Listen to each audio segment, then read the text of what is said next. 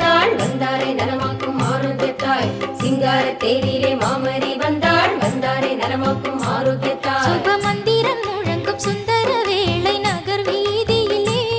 தன் திருமகனின் செந்நிறம் கொண்டு துன்புறுவோர்க்கு அன்புருவாக சிங்கார தேரிலே மாமரி வந்தாள் வந்தாரை நலமாக்கும் ஆரோக்கியத்தாய் வந்தாரை நலமாக்கும்